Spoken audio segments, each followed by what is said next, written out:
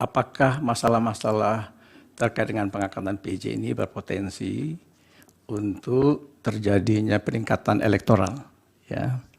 Kami dari kajian, dari riset lapangan menemukan bahwa pengalaman empirik selama ini PJ-PJ yang diangkat dengan loyalitas kepada pejabat yang mengangkat akan cenderung mengikuti arahan komando dari pejabat yang mengangkat. Nah, ketika dipusatkan pengangkatan pejabat di tangan presiden, maka arahan itu bisa langsung dari presiden. Walaupun ini dalam bahasa birokrasi bisa saja tidak harus pakai surat-surat, saya sudah bilang tadi, dengan gerak-gerik body language saja, pernyataan-pernyataan di depan publik, ya, itu PJ itu sudah tahu, kedip mata aja sudah tahu. Saya pernah menjadi PJ yang mulia, PJ Gubernur di Riau 2013-2014. Jadi pernah dikedipin juga barangkali ya waktu itu. Tapi saya nggak mau, nggak bergeming. Nah, jadi Pak Bambang itu sangat potensial.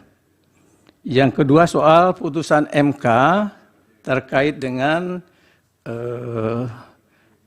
tadi apakah levelnya PP, apakah Permendagri, ya, atau Perpres, ya itu menurut hemat kami sebetulnya dalam praktek selama ini turunan undang-undang yang paling kuat payungnya itu PP, dan itu empirik sekaligus menjawab pertanyaan Pak Fahri.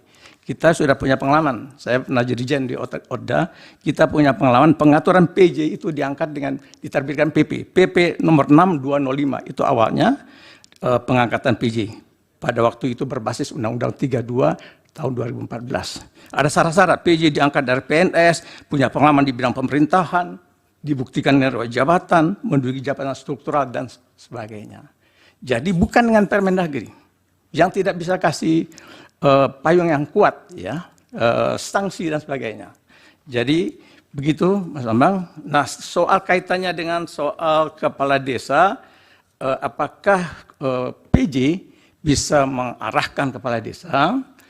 Itu ada yang mungkin bisa dilakukan, tapi paling tidak saya menemukan politik pembiaran.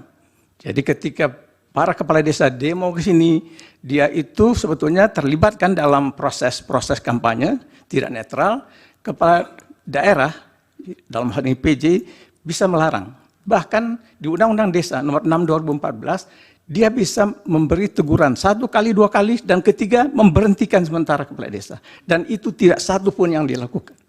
Dan gubernur yang melakukan itu, melarang kepala desanya berangkat ke Jakarta demo-demo itu, atau ikut gerakan-gerakan pertemuan itu, hanya Sultan Hamengkubuwono sebagai gubernur DIY, hanya beliau.